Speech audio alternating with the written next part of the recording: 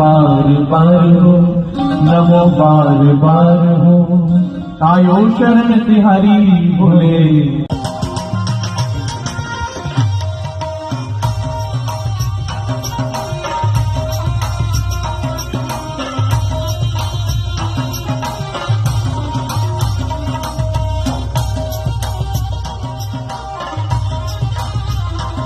साथी हैं गौरव में भी हमारे साथ में रहे हैं।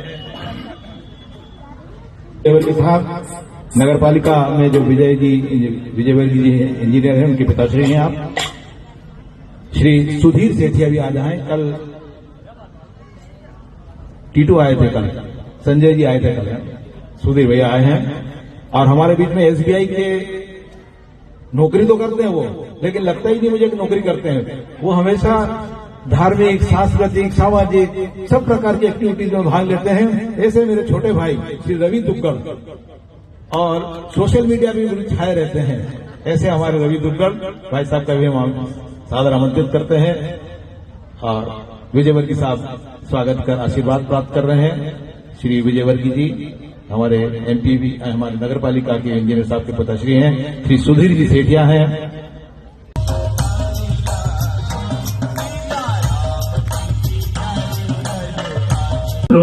हे राम भक्तों, तुम्हें अयोध्या बुला रही है। हे यार पुत्रों, हे राम भक्तों, तुम्हें बुला रही है। दमक रहा है श्री राम मंदिर, दमक रहा है श्री राम मंदिर, दीवानी सी जगमगा रही है।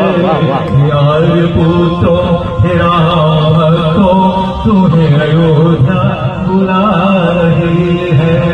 यार पुत्रों, हजारों सालों की चिर प्रतीक्षा, हजारों सालों की चिर प्रतीक्षा सफल हुई भक्तों की तपस्या।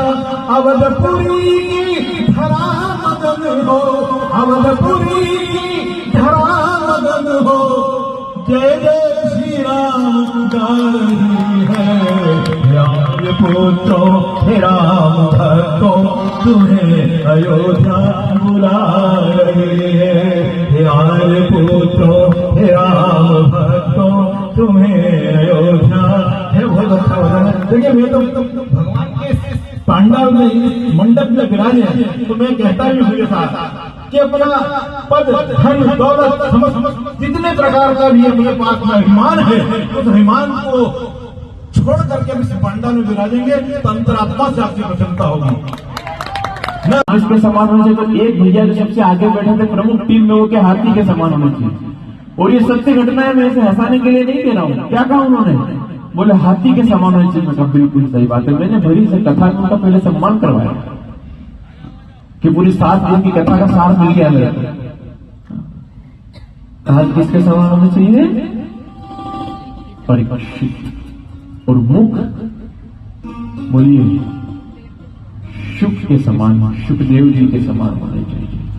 शुकदेव का मुख होगा और परीक्षित के कान होंगे, तब जाकर के कथा जीवन में उद्धार कर पाएगी। वरना कुछ होना जाना नहीं है। आप 3 घंटे नहीं, आप यहाँ 6 घंटे बैठे, कुछ नहीं होगा। और अगर कुछ होगा तो फिर 3 घंटे में जो नहीं होगा वो 1 घड़ी आधी घड़ी आधी में पुण्याद, तुलसी संत सास की हरे कौटी अपराध। वो 1 घड़ी में भी हो जाए। लेकिन बात ये है, काली वाली रहने दो, बात सुनो।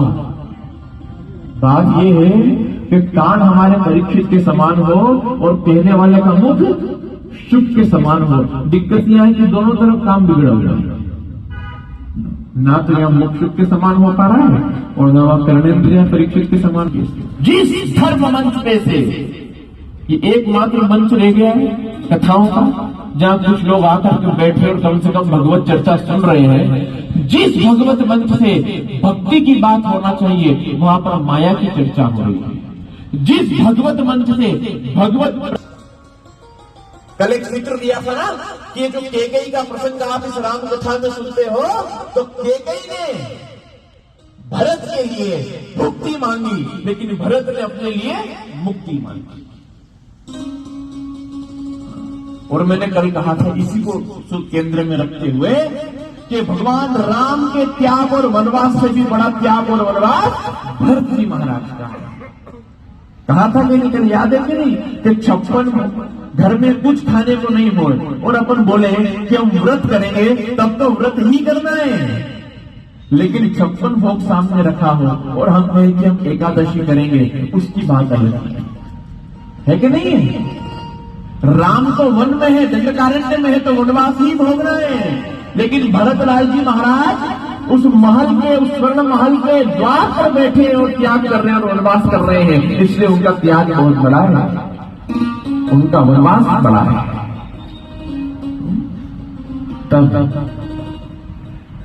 तब इसको समझने का प्रयास करें, भक्ति और मुक्ति।